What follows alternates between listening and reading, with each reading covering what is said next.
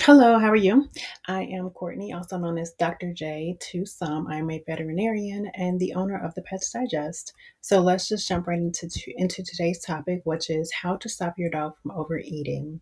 I will start with this and say that your dog is not going to not overeat. So you are just basically, as the owner, going to have to not overfeed them. If a dog likes something and it tastes good to them, they're going to continue to eat it even if they feel full. So overfeeding basically can be really troublesome if it gets to be in excess. It can lead to really serious health complications like diabetes and excessive weight gain. So today we're going to just discuss three things: the consequences of overeating and basically overfeeding, 5 tips to help or stop prevent it, and how much you should be feeding your dog. So, the main consequences are weight gain, GI issues or gastrointestinal issues like vomiting, diarrhea, nausea, upset stomach. I sound like that commercial. But another one is immobility. So, I was reading somewhere there was a couple that fed their dog so much that the dog could not move. So that's excessive. Most owners are not going to go that route, but it is possible. Another thing is diabetes and also lethargy. Just, your dog will just be sluggish. They won't want to move. They won't want to run around or be playful. So, again, there are some dogs that will stop eating when they've had enough. However, most won't, especially if they like the food. So if they get a new food, they will eat and eat and eat, sometimes until they make themselves sick. And you may have noticed this with your own dog. But every dog's appetite is different and it's very specific to your individual dog. So knowing your dog is one of the most important things um, that you can do. So again, most dogs can and will overeat if the food is something they enjoy, and they probably will continue to eat if you continue to offer them food. So this is especially true with puppies, as many times they don't seem to have an off switch when it comes to eating. So you really want to keep an eye on your puppy. One thing you want to do to help prevent this is to measure out your dog's portions. So if you notice that your dog is starting to overeat, um, you want to start measuring out their food. So if you notice that you used to give them a complete bowl of food and it used to, half of it would be left over at the end of the night, but now you notice that they're eating all of it, you may just want to start measuring out their food. And this is the simplest way to prevent your dog from overeating. You can use measuring cup or a bowl, but I would say use a bowl that includes a scale, like we have on our website, or just get a scale because this is a little bit more accurate than trying to use a measuring cup. And I have an entire article about why this is so.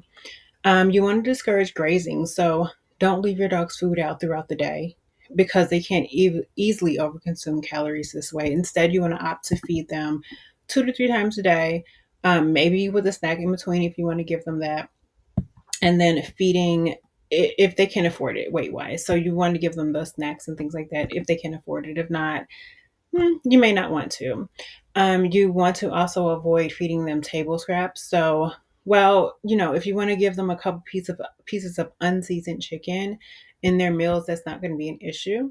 But feeding them seasoned meals like with butter and salt and things like that and sugar, it may seem harmless if you're just giving them little bitty pieces, but it's actually adding to your dog's overeating, and they will begin to associate your mealtime with their mealtime and where they beg for food if they're fed too much from the table. So you want to not do this to kind of help prevent overeating.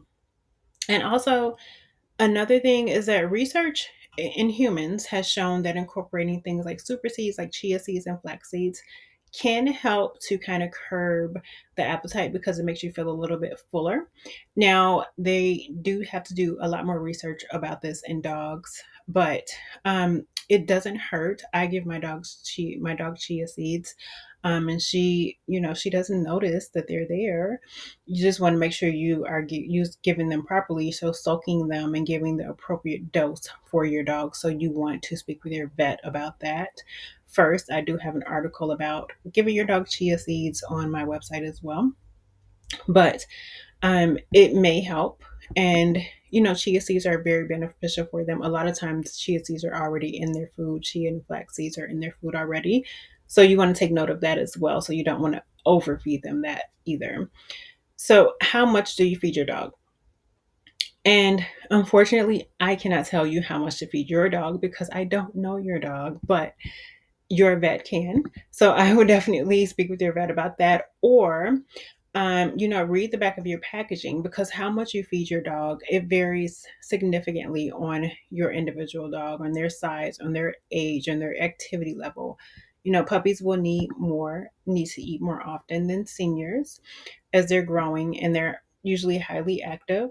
If they're a working dog, they would need to have more food intake because they have an increased number of calories to burn off during activities. So I would say get a food that is optimal for your specific dog, and their age, their weight. And when you're feeding an overweight dog, what you want to do is feed for the weight that you want them to be. So if you're reading the back of the packaging and you're feeding for the weight that they are, they're going to stay that weight basically. So you want to feed them for the weight that you want them to be.